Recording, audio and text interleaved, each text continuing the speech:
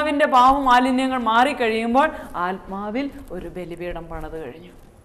അങ്ങനെ സ്വർഗത്തിലും ഭൂമിയിലും ആത്മാവിലും 3 സ്ഥലത്ത് ഒരേ സമയത്ത് ബലിപീഠം പണിത് അവിടെയാണ് ബലി നടക്കുന്നത്. അതുകൊണ്ട് ബലിപീഠം പണിയുന്ന കാര്യത്തിൽ വളരെ ശ്രദ്ധയുള്ളവളായിരിക്കണം. ചിലപ്പോൾ നിനക്ക് സ്ഥലവും കാണിയാല, കല്ലും കാണിയാല, മണ്ണും കാണിയാല, പണിയാനും ഒന്നും അറിയത്തില്ലായിരിക്കും. അങ്ങനെയാണെങ്കിൽ അധ്വാനിക്കണം, നീ നല്ലപോലെ പണിയെടുക്കണം. ബലിപീഠം പണിയാനുള്ള സ്ഥലം വാങ്ങിക്കാൻ എല്ലാ പ്രാർത്ഥനകളും, എല്ലാ ത്യാഗങ്ങളും, എല്ലാ ഉപവാസങ്ങളും, എല്ലാ നൊവേനകളും, എല്ലാ ധ്യാനങ്ങളും, എല്ലാ തപസ്സുകളും എല്ലാം ഒരു നല്ല ബലിപീഠം പണിത് ഒരു ബലി അർപ്പിക്കാൻ വേണ്ടി ആയിരിക്കണം.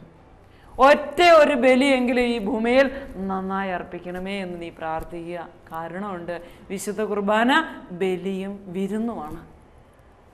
അപ്പോൾ ബലി നടന്നെങ്കിൽ മാത്രമേ വിരുന്ന് നടക്കുകയുള്ളൂ. കുർബാനയുടെ ആദ്യ ഭാഗം ബലിയും അവസാന ഭാഗം വിരുന്നിൽ പങ്കെടുക്കുകയുമാണ് എന്ന് മാത്രം നീ കരുതി വെച്ചതുകൊണ്ട് കാര്യമില്ല. ജീവിതം ഒരു ബലിയാണ്.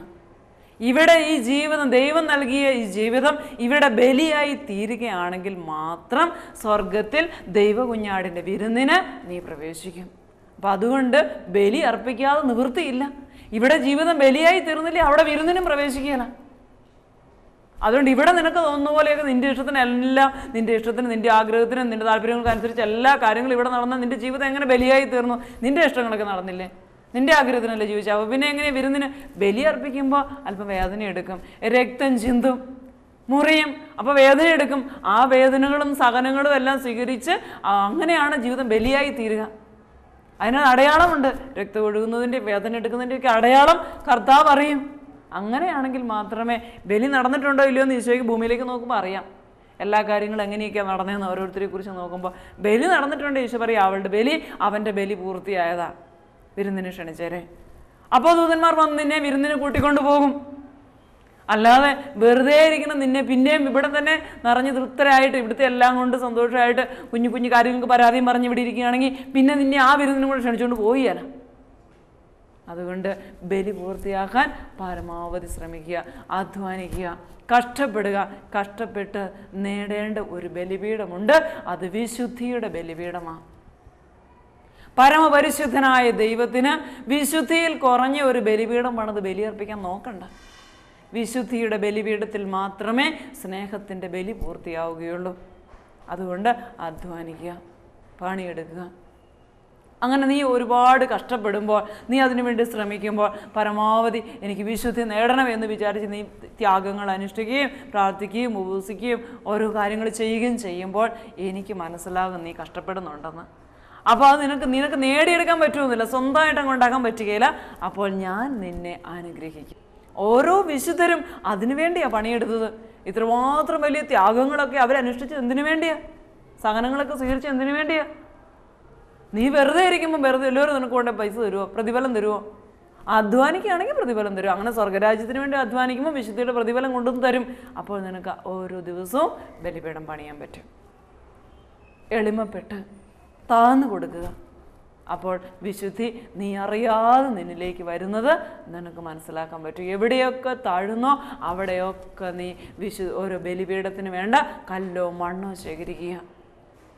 എന്തുമാത്രം എളിമപ്പെടാൻ പറ്റുമോ, ശൂന്യമായി തീരാൻ പറ്റുമോ, അത്ര പെട്ടെന്ന് നിൻ്റെ ബലിപീഠത്തിൻ്റെ പണി പൂർത്തിയാകും. നീ പോലും അറിയല്ല ബലിപീഠം പണിയുന്നത്. നിനക്ക് പണിയാൻ അറിയത്തില്ലെങ്കിൽ പണിയാനുള്ള ആൾക്കാരെയൊക്കെ ഞാൻ കൊണ്ടുവന്ന് പണിയും. അതിനുള്ള ആൾക്കാരെയൊക്കെ കൊണ്ടുവന്ന് ഞാൻ തന്നെ ബലിപീഠം പണിത് തരും. നിനക്ക് ഞാൻ തന്നെ അധ്വാനിക്കും നിനക്ക് വേണ്ടി ബലിപീഠം പണിയാൻ വേണ്ടി. അതുകൊണ്ട് നീ ബലിപീഠം പണിയുന്ന കാര്യത്തിൽ വളരെ ശ്രദ്ധയുള്ളവളായിരിക്കണം. ബലിപീഠം ഇല്ലാതെ ബലി അർപ്പിച്ചാൽ എങ്ങനെയിരിക്കും? ഇനി ബലിപീഠത്തിൻ്റെ ഒരു കല്ലിളകി കിടക്കുകയാണെങ്കിലും ബലിപീഠം ചെരിഞ്ഞേ ഇരിക്കുകയുള്ളൂ. അല്പം മണ്ണിളകി പോയാലും ചെരിഞ്ഞേ ഇരിക്കുകയുള്ളൂ. അതുകൊണ്ട് എങ്ങനെയെങ്കിലുമൊക്കെ തട്ടിക്കൂട്ടി ഒരു ബലിപീഠം പണിത് അവിടെ കൊണ്ടേ വെച്ചു. എന്നിട്ട് പിതാവേ ഈ ബലി സ്വീകരിക്കണമേ എന്ന് പ്രാർത്ഥിക്കുമ്പോൾ നിൻ്റെ നിലവിളി കേട്ട് ദൈവം വിചാരിക്കുക എന്നാൽ അവനെ അനുഗ്രഹിച്ചേക്കാം, അവളെ അനുഗ്രഹിച്ചേക്കാം എന്ന് കരുതി ഇറങ്ങി വരിക എന്ന് കരുതുക. ഇറങ്ങി വരുമ്പോൾ ബലിപീഠം ചെരിഞ്ഞിരിക്കുന്നത് കൊണ്ട് ഈ സാധനങ്ങളെല്ലാം ബലിപീഠത്തിൽ നിന്ന് താഴെ പോയി. അപ്പം നിലത്ത് വീണ് പോയി. അത് പിന്നെ ദൈവം സ്വീകരിക്കുകയില്ല. ബലിപീഠത്തിൽ ഇരിക്കുന്ന സാധനങ്ങൾ സ്വീകരിക്കാനാണ് ദൈവം ഇറങ്ങി വരിക. അപ്പം അതുകൊണ്ട് ബലിപീഠത്തിൻ്റെ പണി ഭംഗിയാക്കി തീർക്കുവാൻ, ചെറുതാണെങ്കിൽ പോലും അത് ഭംഗിയുള്ളതായിരിക്കാൻ, അത് വൃത്തിയുള്ളതായിരിക്കാൻ, അത് നേരെ പണിയുവാൻ, നന്നായിരിക്കുവാൻ എല്ലാം നീ വളരെ ശ്രദ്ധിക്കണം. ജീവിതകാലം മുഴുവൻ പരിശ്രമിക്കുക. ഒരു ബലിയെങ്കിലും നീ ആ ബലിയിൽ നന്നായിട്ട് അർപ്പിച്ച് പ്രാർത്ഥിച്ചാൽ നീ ചോദിക്കുന്നത് എന്തും നിനക്ക് ഞാൻ ചെയ്തു തരുമല്ലോ. അനുഗ്രഹിക്കുന്ന കരങ്ങൾ നിന്റെ ശിരസിന് മുകളിലുണ്ടെന്ന് നീ മനസ്സിലാക്കുക. മറ്റുള്ളവരുടെ പുറകെ ഇതിനു വേണ്ടി ഒന്ന് പ്രാർത്ഥിക്കാവോ, അതിനു വേണ്ടി ഒന്ന് പ്രാർത്ഥിക്കാവോ എന്ന് ചോദിച്ച് നീ പോകേണ്ട ഗതികേടില്ലെന്നേ. കാരണം നിന്നെ അനുഗ്രഹിക്കുന്ന നിന്റെ ദൈവത്തിൻ്റെ കരങ്ങൾ നിന്റെ തലയ്ക്ക് മുകളിൽ തന്നെ ഉണ്ട്. നീ അത് തട്ടി മാറ്റിയിട്ട് പിന്നെ ഓരോ മനുഷ്യരുടെ അടുത്തേക്ക് ഓടേണ്ട കാര്യമില്ല. അനുഗ്രഹിക്കുന്ന ദൈവം നിന്നെ പറഞ്ഞു വിടും, ഇന്നയാളുടെ അടുത്തേക്ക് പോയിക്കൊള്ളുക.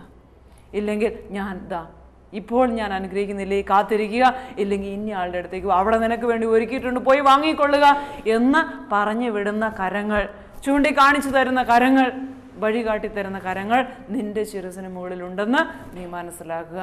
നീ ഒരു നല്ല ബലി അർപ്പിക്കാത്തതാണ് നിന്റെ ഒരു പ്രശ്നവും പരിഹരിക്കപ്പെടാത്തതിന് കാരണം. ജീവിതകാലം മുഴുവൻ ഒരേ ഒരു ബലിയെങ്കിലും അർപ്പിക്കാൻ വേണ്ടി നിനക്ക് സാധിക്കണേ ദൈവത്തോട് പ്രാർത്ഥിക്കുക. എന്നിട്ട് ദേവാലയത്തിലേക്ക് വരിക. ബലിപീഠമൊക്കെ പണിതിട്ടാണ് വരേണ്ടത്. നല്ലപോലെ കുമ്പസാരിക്കുക. നല്ല ഒരു ബലിപീഠം പണി പൂർത്തിയാവും. അപ്പോൾ എന്നിട്ട് ദേവാലയത്തിൻ്റെ വാതിക്കലേക്ക് വരിക. വരുമ്പോൾ വന്നിരിക്കുന്ന സ്ഥലത്തെക്കുറിച്ച് നിനക്കൊരു ബോധമുണ്ടാവണം. ദേവാലയത്തിൻ്റെ മഹത്വം നിനക്കറിയത്തില്ല, ഇപ്പോഴും നിനക്ക് മനസ്സിലായിട്ടില്ല ദേവാലയത്തിൻ്റെ മഹത്വം. അതുകൊണ്ടാണ് അശ്രദ്ധമായി ദേവാലയത്തിൽ നീ പെരുമാറുന്നത്. ദൂതന്മാർ പോലും ഭയഭക്തി ആദരവോടുകൂടി കുനിഞ്ഞു നിൽക്കുന്ന സ്ഥലത്ത് വന്ന് കയ്യും കെട്ടി നിൽക്കാൻ നിനക്ക് പറ്റുന്നത് ഇപ്പോഴും ദേവാലയത്തിൻ്റെ മഹത്വം നിനക്ക് അറിയത്തില്ലാത്തത് കൊണ്ടാണ്. ഹെബ്രായ ലേഖനം 12-ാം അധ്യായത്തിൻ്റെ 18 മുതലുള്ള വചനങ്ങൾ വായിക്കുക. സ്പർശിക്കാവുന്ന വസ്തുവിനെയോ എരിയുന്ന അഗ്നിയെയോ കാർമേഘത്തെയോ ചുഴലിക്കാറ്റിനെയോ ഇനി അരുതേ എന്ന് കേട്ടവരെ കൊണ്ട് പറയിക്കുന്ന വാക്കുകളുടെ മുഴക്കത്തെയോ അല്ല നീ സമീപിക്കുന്നത്. മലയെ സമീപിക്കുന്നത് ഒരു മൃഗമാണെങ്കിൽ പോലും അതിനെ കല്ലെറിയണമെന്ന് കൽപ്പന കൊടുത്ത ദൈവത്തിൻ്റെ സന്നിധിയിലേക്കാണ് നീ വന്നിരിക്കുന്നത്. സിയോൻ മലയിലേക്കും ജീവിക്കുന്ന ദൈവത്തിൻ്റെ നഗരത്തിലേക്കും സ്വർഗീയ ജെറുസലേമിലേക്കുമാണ് നീ വന്നിരിക്കുന്നത്. അല്ലാതെ നിസ്സാരമായൊരു സ്ഥലത്തേക്കല്ല. ആബേലിൻ്റെ രക്തത്തേക്കാൾ ശ്രേഷ്ഠമായോ വാഗ്ദാനം ചെയ്യപ്പെടുന്ന തളിക്കപ്പെട്ട രക്തം വീണ സ്ഥലത്തേക്കാണ് വന്നിരിക്കുന്നത്. ഇത്രമാത്രം ശ്രേഷ്ഠമായ ഒരു സ്ഥലത്തേക്ക് ഒരു മൃഗം മലയെ സമീപിച്ചാൽ അതിന് വിവേകമില്ല, എന്നാൽ അതിനെ കല്ലെറിയണമെന്ന് കൽപ്പന കൊടുത്ത ദൈവത്തിൻ്റെ സന്നിധിയിലേക്ക് വന്നിരിക്കുമ്പോൾ ആ ദേവാലയം എത്ര മഹത്വമുള്ളതാണെന്ന് മനസ്സിലാക്കുക. ആ ദേവാലയം നിന്റെ കുഞ്ഞിനെ കളിപ്പിക്കാനുള്ള സ്ഥലമല്ല, നിന്റെ കുഞ്ഞിന് തീറ്റ കൊടുക്കാനുള്ള സ്ഥലമല്ല, നിന്നെയോ നിന്റെ മക്കളെയോ പ്രദർശിപ്പിക്കാനുള്ള സ്ഥലവുമല്ല. ജീവിക്കുന്നവനായ ദൈവത്തെ നിനക്ക് ആരാധിക്കാനും വരുന്ന തലമുറയ്ക്ക് കാണിച്ചു കൊടുക്കാനുള്ള സ്ഥലമാണ്. അതുകൊണ്ട് ഈ കാര്യങ്ങൾക്ക് ഞാൻ നിങ്ങളോട് കണക്ക് ചോദിക്കും. ഇനി ദേവാലയത്തിൻ്റെ വാതിക്കലേക്ക് നീ വരിക. കാഴ്ചവസ്തുക്കളൊക്കെ എടുത്തുകൊണ്ട് വരിക. ഞാൻ കാഴ്ചവസ്തുക്കളൊക്കെ എടുത്തുകൊണ്ട് ദേവാലയത്തിൻ്റെ വാതിക്കലേക്ക് വന്നപ്പോൾ ഈശോ ചോദിച്ചു, എന്താ കൊണ്ടുവന്നിരിക്കുന്നത് ബലി അർപ്പിക്കാൻ? ഞാൻ പറഞ്ഞു, എന്നെ തന്നെ ഏറ്റവും ആദ്യം എൻ്റെ ഹൃദയം എടുത്തു വെച്ചിരിക്കുന്നത്. ഈശോ പറഞ്ഞു, കൊള്ളാം, നീ നിൻ്റെ ഹൃദയം കൊണ്ടുവന്ന് തരികയാണെങ്കിൽ ഞാൻ എൻ്റെ ഹൃദയം നിനക്ക് തിരിച്ചു തന്നുവിടും. നീ ഒരുങ്ങി വന്നിരിക്കുന്നിടത്തോളമേ നിനക്കത് ഉപയോഗപ്പെടുകയുള്ളൂ എന്നുള്ളത് വേറെ കാര്യം. പക്ഷെ ഞാൻ എൻ്റെ ഹൃദയം തന്നെ നിനക്ക് തന്നുവിടും. ഇനി വേറെന്താ കൊണ്ടുവന്നത്? ഞാൻ പറഞ്ഞു, ലോകം മുഴുവനുള്ള എല്ലാ പാപിയെയും കൊണ്ടുവന്നിട്ടുണ്ട്.